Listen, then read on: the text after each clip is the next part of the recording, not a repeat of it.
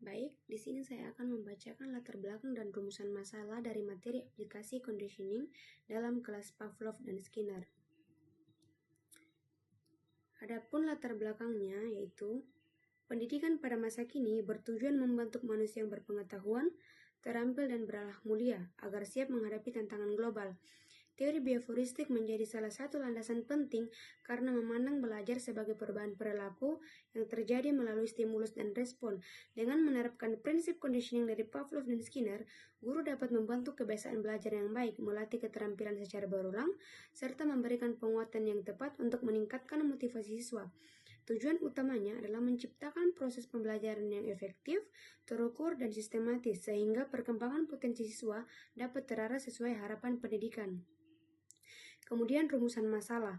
Yang pertama, bagaimana mekanisme conditioning dalam teori bioforistik memengaruhi perilaku siswa di kelas. Yang kedua, bagaimana penerapan teori Pavlov dan Skinner dapat meningkatkan efektivitas pembelajaran.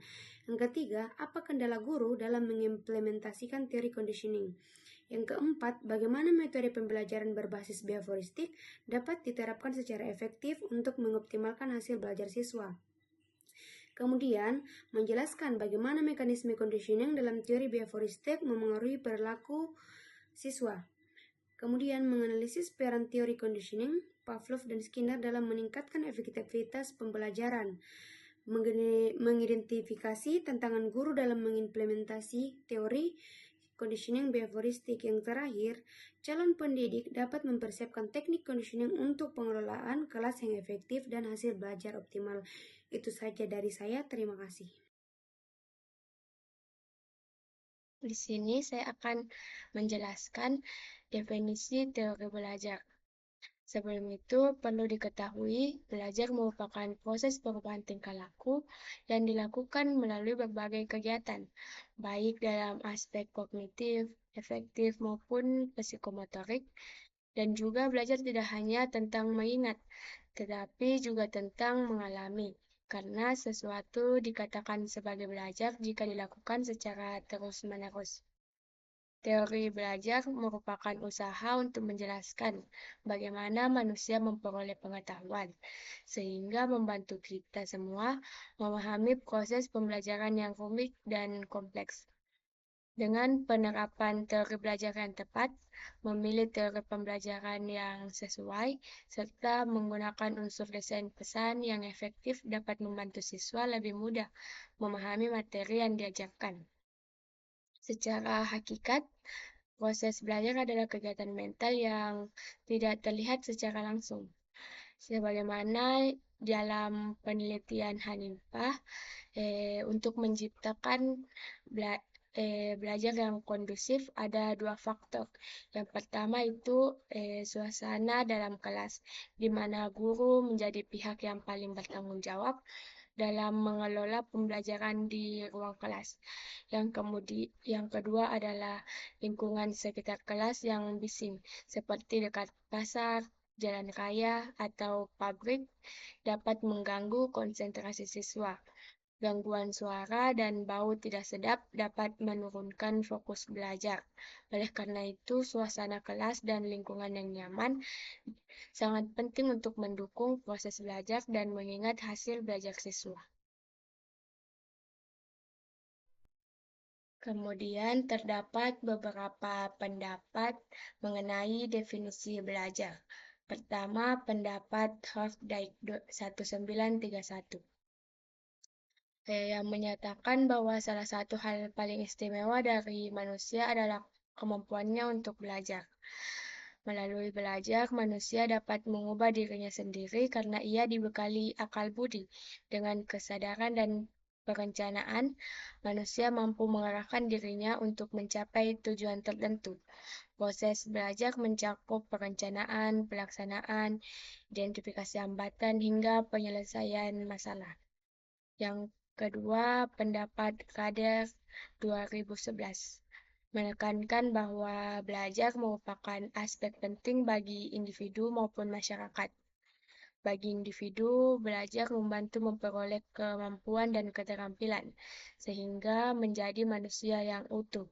Sementara bagi masyarakat, belajar berperan dalam mewariskan nilai, budaya, serta pengalaman. Selain itu, belajar juga menjadi sarana inovasi demi meningkatkan kesejahteraan dan membangun peradaban. Kemudian pendapat Hank 2012. Belajar adalah aktivitas yang melibatkan perolehan pengetahuan, keterampilan, keyakinan, strategi, dan perilaku. Ia menambahkan bahwa meskipun definisi belajar beragam, ada 3 inti penting yang bisa disepakati, yaitu yang pertama, belajar selalu menimbulkan perubahan pada diri individu. Yang kedua, hasil belajar dapat bertahan dalam jangka panjang. Yang ketiga, belajar diperoleh dari pengalaman yang dialami seseorang.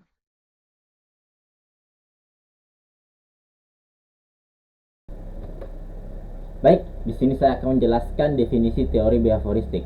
Jadi teori belajar behavioristik itu dikenal sebagai teori belajar perilaku karena di teori tersebut fokus pada hal yang dapat diamati, diukur, diprediksi, terus atau bisa kita bilang stimulus dan respons. Jadi teori ini beranggapan bahwa individu selalu memberikan respons terhadap lingkungannya. Di dalam konteks pembelajaran, itu guru berperan sebagai pemberi stimulus. Lalu sedangkan siswa memberikan respons yang menjadi indikator terjadinya perubahan perilaku. Terus pada teori behavioristik dikembangkan oleh Ivan Pavlov itu dia memperkenalkan namanya teori classical conditioning, yaitu melalui eksperimen dengan anjingnya ia menunjukkan bahwa perilaku dapat dibentuk melalui asosiasi, stimulus dan respons. Jadi bunyi bel yang semuanya netral itu ia setelah dikaitkan berulang dengan makanan, akhirnya anjingnya mampu memicu respons berupa keluarnya air liur meskipun makan tersebut tidak diberikan. Hal ini menunjukkan bahwa perilaku dapat dipelajari melalui kebiasaan. Berbeda dengan teori behavioristik Skinner. Skinner mengembangkan teori operant conditioning yang menekankan pentingnya konsekuensi dari suatu perilaku. Jadi dalam eksperimennya ada seekor tikus belajar menekan tuas untuk mendapatkan makanan. Nah, dari penelitian ini Skinner menyimpulkan bahwa perilaku yang diberi penguatan akan hilang, sedangkan yang tidak diberi penguatan akan hilang. Maksudnya dari penelitian ini Skinner menyimpulkan bahwa perilaku yang diberi penguatan akan diulang, sedangkan yang tidak diberi penguatan akan hilang. Ia menolak hukuman sebagai metode belajar dan lebih menekankan penguatan positif secara efektif membentuk perilaku. Nah, ada pun juga video yang saya akan tampilkan pada eksperimen tersebut. Berikut videonya.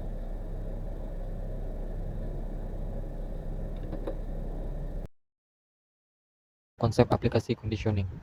Di sini, Pavlov mengatakan bahwa perilaku dapat berubah dengan adanya proses pembiasaan yang ditandai dengan interaksi antara stimulus dan respon.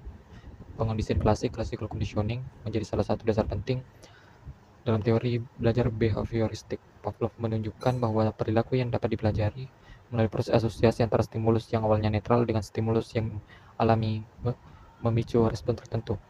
Eksperimen terkenalnya menggunakan anjing sebagai subjek untuk menunjukkan bagaimana respon alami seperti keluarnya air liur dapat dikatakan dengan stimulus yang sebelumnya netral seperti bunyi bel. Penelitiannya mengenai kondisi klasik ini dapat dilihat berikut. Di sini pertama ada unconditioned stimulus, yaitu stimulus alami yang secara otomatis dapat menimbulkan respon tanpa melalui proses belajar. Setelah itu ada unconditioned respon, yaitu respon yang muncul secara otomatis sebagai akibat dari US.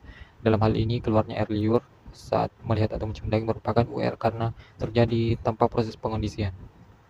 Yang ketiga ada conditioned stimulus, adalah stimulus yang awalnya netral, tidak mampu menimbulkan respon dengan sendirinya. Namun setelah dihubungkan berulang kali dengan US, stimulus ini mulai memunculkan respon. Yang keempat ada conditioned response, adalah respon yang muncul sebagai akibat dari stimulus yang telah dikondisikan.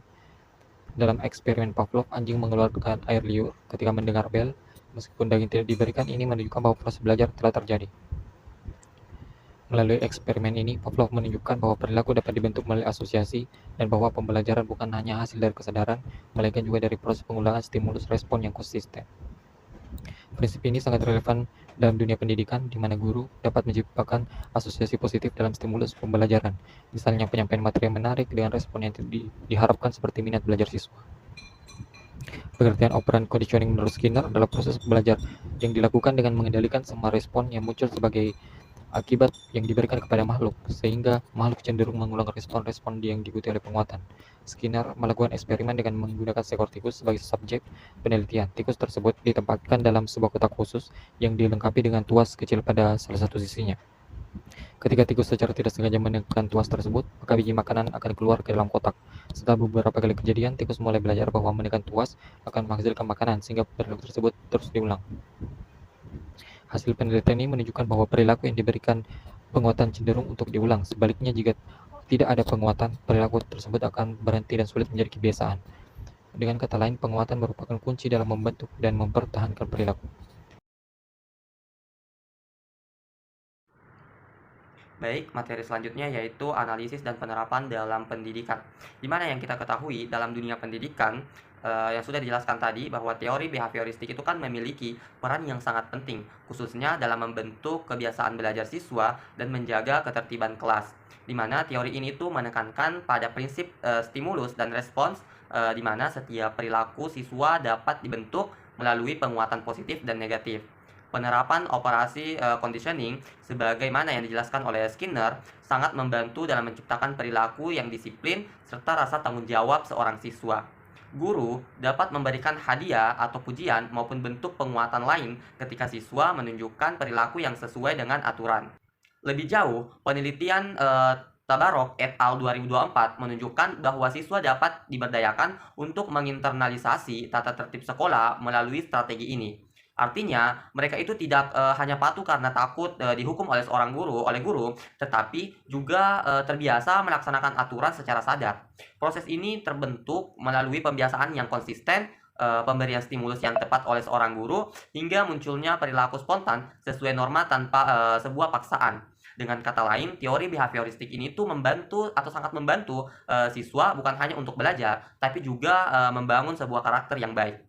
Selanjutnya itu penerapan behaviorisme dalam pendidikan. Nah, dalam praktiknya, teori behavioristik dapat diterapkan di berbagai mata pelajaran. Nah, contohnya matematika. Seringkali siswa merasa matematika itu adalah pelajaran yang sangat sulit dan sangat membosankan. Sehingga motivasi belajarnya itu menurun karena mengetahui bahwa apa yang akan mereka pelajari itu adalah matematika yang dimana pelajaran matematika itu yang mereka anggap itu sulit dan membosankan. Nah, melalui pendekatan behavioristik, guru itu dapat menciptakan kondisi belajar yang lebih menyenangkan dengan memberikan stimulus yang positif. Contohnya adalah penampilan guru yang menarik, penyampaian materi dengan cara yang kreatif, serta suasana kelas yang kondusif.